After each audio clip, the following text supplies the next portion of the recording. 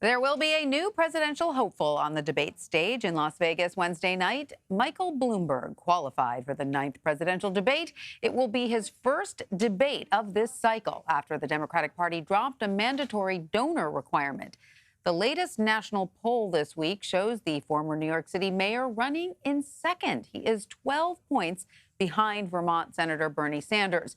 As Nicole Killian reports, Bloomberg's recent surge is causing tension on the campaign trail before the debate even starts.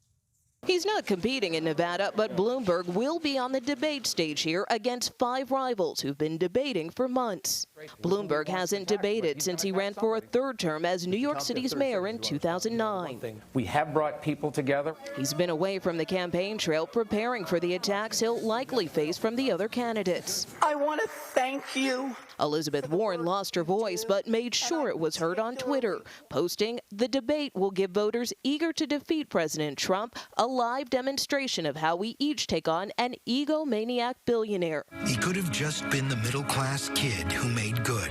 Bloomberg has spent $415 million of his own money on ads, and it's paying off. In the Super Tuesday state of Virginia, he's now tied for the lead with Bernie Sanders.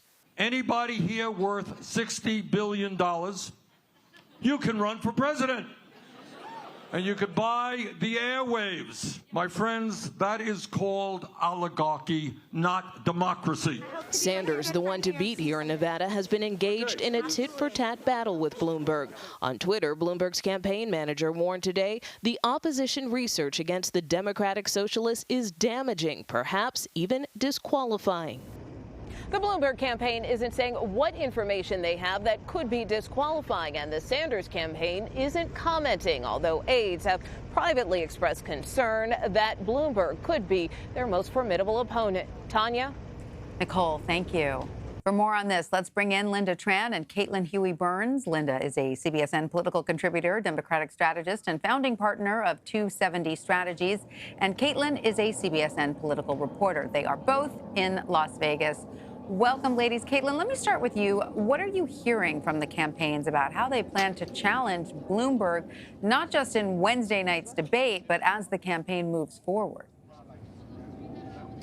That's right. Michael Bloomberg is going into this debate tomorrow night with a huge target on his back, and his campaign knows it. I talked to them earlier today, and they said, look, they understand that all of these candidates are really training their targets on Michael Bloomberg. You have heard from Bernie Sanders saying that Bloomberg has a right to run for president. He does not have a right to buy the presidency. You heard that tweet also from Elizabeth Warren, who's throwing some shade at Bloomberg and real fire, actually, saying that this debate will give them a chance to look at how it's like to compete against a egomaniac.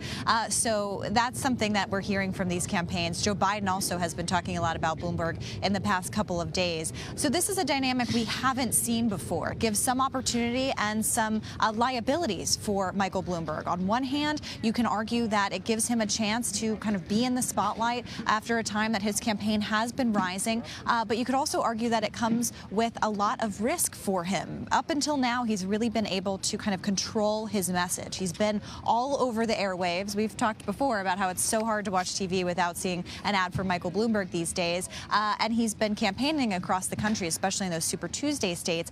But he hasn't faced the kind of scrutiny that he's going to face from his fellow rivals tomorrow night. And this comes as the field right now is pretty muddled. I mean, there's no clear front runner in this race. There's no clear person that is going to become the nominee. And so you have a lot of candidates who are trying to strike down Bloomberg to be able to get ahead. Nevada, of course, is that crucial caucus because this is the first time that voters from more diverse states will actually get to participate in this process. And Lynda, as the Democratic strategist, is going after Bloomberg the smart strategy, or do Democrats need to ensure they are focusing on a message of unity? Well, I think that they need to be going after Michael Bloomberg, and I totally understand why they're doing that. But they should also be going after Bernie Sanders, and I would absolutely expect them to do so from the debate stage.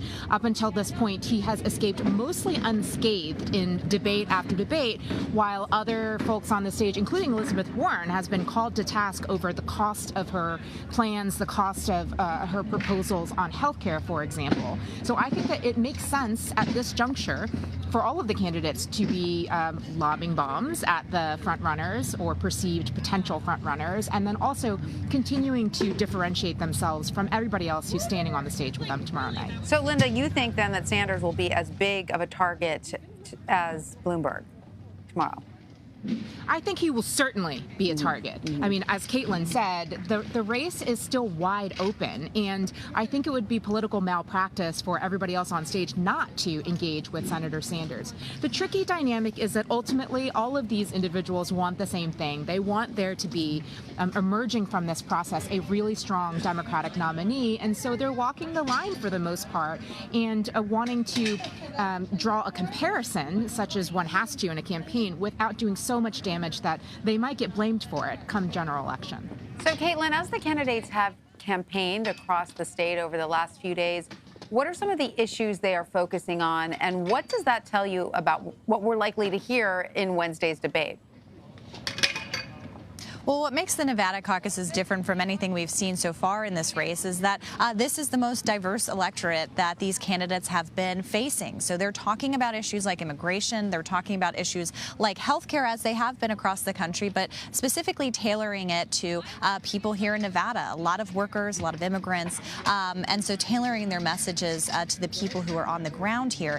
And we've also, heard from these candidates that this is the first time that they're able to compete with an electorate that looks more like the Democratic Party at large. And so that's what you're hearing from a lot of these candidates. They kind of know that Nevada will actually play a pretty key role in helping to maybe winnow the field or shape it, at least more so than the other states have been. This is the most diverse field that we've seen in the Democratic Party, even though there are, only white candidates on the debate stage tomorrow night. But this is something that they are certainly talking about. A third of voters here are Latino voters, and that is something that these candidates know. That's something they've been talking about. We've seen some candidates running Spanish language ads here in Nevada, and so that's something that I think is different from the other contests we've seen. So, Lynda, to Caitlin's point of Nevada having a much more diverse population than Iowa and New Hampshire, how are you seeing candidates using that to focus their messages? And how might we see some candidates have difficulty with that message on the debate stage? Well, for Bernie Sanders, I think is the most obvious example of a campaign that has really deliberately tried to target Latino voters. They have gone out of their way to be creative in the way that they organize. They posted soccer tournaments so that they could have the opportunity to talk through the rules of the caucus environment. And that's not something that I've seen before, and it clearly shows where their priorities are. But also, interestingly, another just over 10% of the expected caucus goers are also going to be from the African American community. Here we have a constituency that Joe Biden himself has really, really leaned into. He has talked about how in South Carolina that is going to be his firewall. And ultimately, if he doesn't have a really strong finish here, it takes away a really important talking point that he's had for Iowa and New Hampshire and some of his performance there. All right, so finally, I want to know what you're both watching for when the candidates take the debate stage and in the final days before the caucuses. Lynda, let's start with you. Well, I'm definitely watching for how Michael Bloomberg actually interacts with the candidates on stage. I mean, as Caitlin was saying, we've seen so many of his ads, which, as people know, are highly, highly produced and offer exactly the storyline that a candidate wants to see. So how does it look when he's actually engaging with folks? The other major thing I'm looking for is, honestly, how do the women do and how are they covered? You know, we've talked before about how Elizabeth Warren should have gotten that third ticket out of Iowa, finishing third there, but with the muddled results, she didn't really get a lot of the traction or the momentum coming out of it. And in past debates, she's really lifted Amy Klobuchar. So I'll be interested to see how they interact with each other and also whether or not it gives them a needed bounce heading into caucus on Saturday. Okay, Caitlin, what are you watching for? Yeah, Bloomberg. We just haven't seen him in this kind of setting before. And to Lynda's point, I mean, the spotlight is going to be on him, and it's going to be a situation that he hasn't experienced in over a decade. I mean, you have to think about all these other candidates have been having debate after debate after debate. Like, we're exhausted by following them to all of these debates.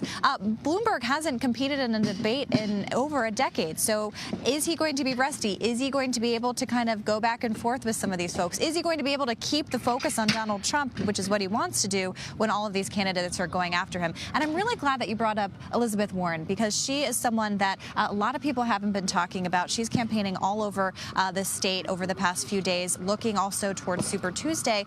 Can she use this debate to regain her footing? We've seen in past debates that she's been able to kind of turn the conversation around in her favor. It didn't work out in New Hampshire, and this does seem to be a critical time for her campaign. And Amy Klobuchar, too, who has been, after that finish in New Hampshire that surprised a lot of folks, she's been having to really build up her campaign organization, kind of building it up as they go. So can she also, she's another one who's been able to see debates, use them to her advantage and gain some traction. All right. We will all be watching. Caitlin Huey-Burns and Lynda Tran. Thanks to both of you.